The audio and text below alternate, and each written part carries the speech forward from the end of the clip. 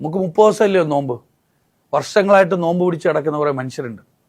നിങ്ങൾ ജസ്റ്റ് അപ്പുറത്ത് പാലസ്തീനിൽ നോക്കിയാൽ മതി.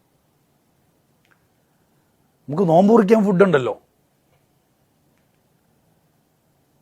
കഴിഞ്ഞ റമദാനിലാണ് ഒരു കുട്ടി ഒരു ഷേഖിനോട് ചോദിക്കുകയാണ്, ഷേഖ്, അതായത് ബാങ്ക് കേട്ടിട്ട് നോമ്പ് മുറിച്ചില്ലെങ്കിൽ പടച്ചോൻ നോമ്പ് സ്വീകരിക്കുമോ? മഗ്‌രിബ് ബാങ്ക് കേട്ടിട്ടെ നോമ്പ് മുറിക്കാൻ ഫുഡില്ലെങ്കിൽ പടച്ചോൻ നോമ്പ് സ്വീകരിക്കുമെന്ന് ചോദിക്കുന്ന മനുഷ്യർ ജീവിക്കുന്ന അർത്ഥം നമുക്ക് നമ്മുടെ ടേബിൾ നിറയെ ഫുഡാണ്.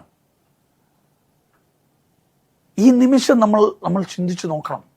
ഈ നിമിഷത്തിൽ നമ്മൾ ഭയങ്കര ഭാഗ്യവാന്മാരാണ്. നോമ്പ് മുറിക്കാൻ ആഹാരമില്ലാത്തത് കൊണ്ട് നോമ്പ് സ്വീകരിക്കുമോ എന്ന് സംശയിക്കുന്ന കുറെ മനുഷ്യർ ജീവിക്കുന്നിടത്ത് നമുക്ക് എങ്ങനെ അനുഗ്രഹീതരായി ജീവിക്കാൻ പറ്റും? ആലോചിച്ച് നോക്കണം.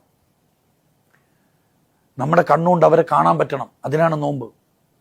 നമ്മുടെ കാതുകൊണ്ട് അവരെ കേൾക്കാൻ പറ്റണം, നമ്മുടെ ഈ മൂക്ക് കൊണ്ട് അവരെയും ശ്വസിക്കാൻ പറ്റണം, നമ്മുടെ നാവ് കൊണ്ട് അവർക്ക് വേണ്ടി ചലിക്കാൻ പറ്റണം, നമ്മുടെ കൈകൾ അവർക്ക് വേണ്ടി പ്രവർത്തിക്കാൻ പറ്റണം.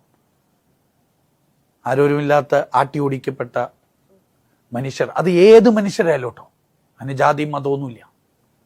ജീവനുള്ള ഒരു വസ്തു ഉപേക്ഷിക്കപ്പെട്ടിട്ടുണ്ടെങ്കിൽ, ഉപദ്രവിക്കപ്പെടുന്നുണ്ടെങ്കിൽ, ആരും നോക്കുന്നില്ല എന്നുണ്ടെങ്കിൽ, അവരസ്വസ്ഥരാണെങ്കിൽ നമുക്ക് സ്വസ്ഥത കിട്ടില്ല. അവസാനത്തെ മനുഷ്യനും സ്വസ്ഥനാകുന്നത് വരെ നമ്മൾ അസ്വസ്ഥരാണ്.